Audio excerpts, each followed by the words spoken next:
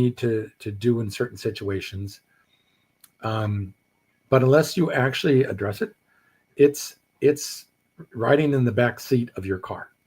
It's there. It's always there, but it's letting you drive thinking, yeah, let's see how he does it this time. And then it observes. So it knows everything that's happening, which is good. If you come at, like, if you're driving and you come to a fork in the road and you go, should I go right or left? If you would be quiet, there's a party that knows. And if you get really quiet, you'll go, I don't know why. I think I should go right. Okay, go right. I bet you 9 out of 10 times you'll be exactly where you want to be. So that's the kind of information you can get. So that's only one way. I know lots of ways to get a hold of this person. Not really a person, but there's a thought called a collective unconscious. And that's where there's this, like, it's like, what do they call those things now? Damn, my brain is tired. I need more caffeine. The thing that you upload, your computer gets uploaded to the cloud. Okay. It's like a cloud of information, but it's like not just your information. It's like everybody's information. They've proven that this exists, and I'll tell you how. For instance, the London Times does a crossword puzzle on Sunday. And so a certain number of people will get it on Sunday. We'll get the answer. Then some more people get it Monday, more people do. People who do it on Friday get the answers a lot quicker because so many people have solved the puzzle already. That collective unconscious has got all that information up there, and you can connect to that, and then you can do it much quicker. So we like to call the man-made version the internet, which has a lot of the same kind of situation. But this is, imagine that you're not connected to the internet, but you are with your brain, that you can connect to different things about how to do certain things. Believe it or not, you can get information out, stuff you would not know otherwise, and it'll come to you, and or you can be inspired to do different things. You can get dreams. Paul McCartney, he got Yesterday, the song.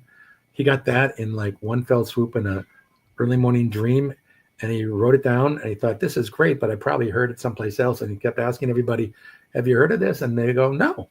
Well, now it's the most copied song ever. But it was given to him from that collective unconscious, which again is part of your higher self. That's how you connect to it. So that's kind of a long answer to that, but I could describe it in other terms for different people, but basically that's that higher part of you that knows what you need to know about your life and how to live it. Thank you. Which helps you with making choices. Yeah, for sure. Thank you for that question, Phil, by the way. Of course, as you all know, if you're watching live, don't just sit there. You can join the conversation by posting a comment or asking a question, and I love those. So thank you, Phil. And that's why we meditate, right?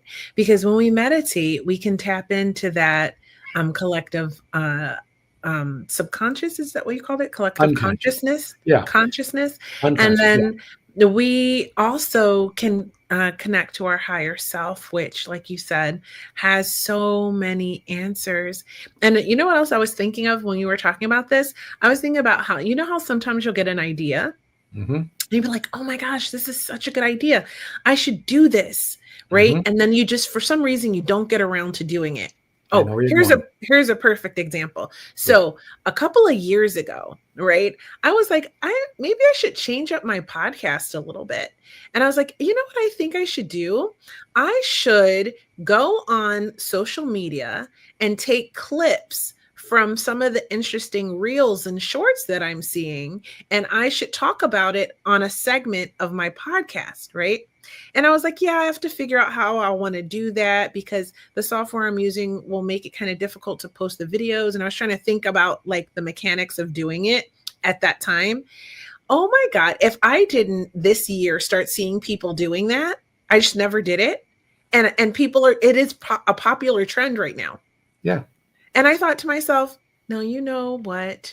if you would have done that, you would have been pioneering, like you were given that idea as Yep.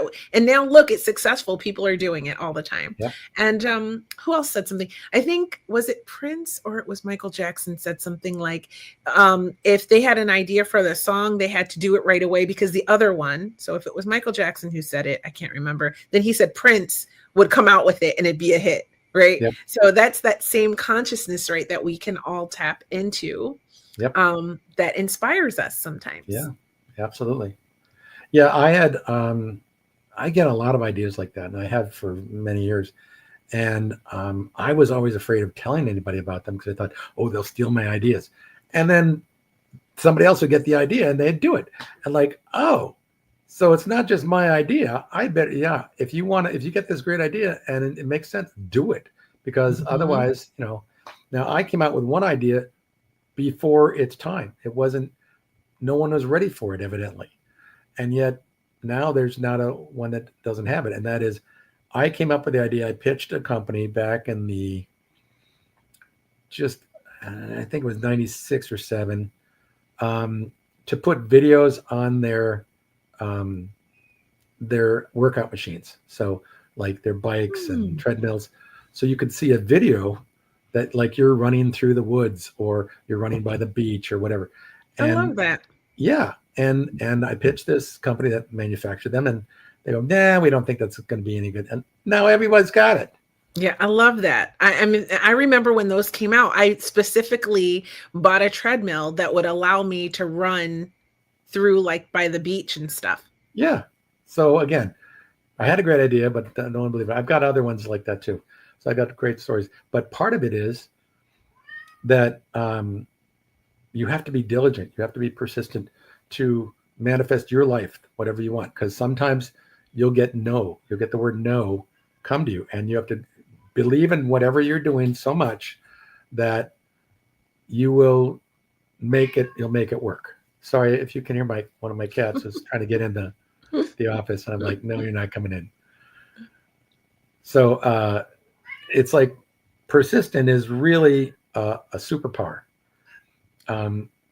because I've been persistent in many cases where I won out and therefore made things happen that people didn't think could happen. And other times when I wasn't persistent, I could have made it and I didn't because I gave up on the idea.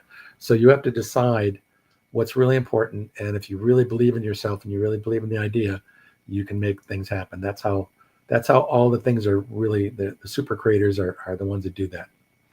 So I wanted to bring up another idea before we forget, and that is something that comes to me about why people get stuck. It's because everything that you desire in your life that you don't have right now is outside your comfort zone. So remember, people are really important to stay in their comfort zone because it's uncomfortable. That's literally by definition. It's uncomfortable out there. Now, for me, I'm kind of a risk taker, so I kind of get excited about that. But most people are really scared about that because it's the unknown. And that's what people don't know. It's like, I've heard them say, I don't know what my life would be like if I had this, or if I did that, or if I was such and such. That's what scares them more than anything. And it's like, you and I are obviously not people that feel a certain way. And I'll give you the biggest fear that people have is the fear of public speaking. And I said, so that means if you're at a funeral, you'd rather be the one in the coffin than the one giving the homily. So I've actually been the one giving the homily several times. So no, I'd rather not be the one in the box. But in general, you have to realize what your fears are and how to get past them. And so that's part of what we do. And part of the choices you make are, I'm going to get past this. So let me give you one quick example. And again, if I talk too much, just make me pause. But here's what happened. I was on a personal growth workshop. So someone else was running it. I was a participant. And so one of the days, and there's like 80 of us. And so one of the days, they bring us to this cliff, and it's like 80 feet tall, literally. And they go, okay, we're going to climb that today. And free climb. I'm like, what? I've not even gone in the gyms where you can climb those things. Like, in fact, I think it was before the gyms had those things. But anyway, so I was like, I'm not going to be first. I'm holding back. I'm like, I got to see some other people do this. So at one point, one of the guys that they had there was a mountain climber. So they said, well, this is too easy for you. So we're going to make it a little harder. So they blindfolded him and tied one of his arms behind his back. And I watched him climb it, the whole thing. And I'm like, well, hell, if he can do that, I can do that. Now, again, other than that, I had no reason to believe I could do that because I had never done it. And of course, we're on, they give us a harness and there's an emergency rope that people hang on to just in case you slip. But I free climbed an 80-foot cliff. And when I got to the top, I was just thrilled. I like, oh my God, I never knew I could do that. So I broke through one of my mental blocks that had held me back, that I don't know how to do that. I can't do that. The unknown. I couldn't do it. Like, yeah, turns out I can do stuff I didn't know I could do. And then when they said, okay, now go to the other side, you're going to rappel down. I'm like, what? Which they did. And I did. But anyway, so it's when you realize you've been holding yourself back because of your fears. So it's important to realize what they are and find out how to address them. And sometimes you need a guide. Oftentimes it's good to have a guide.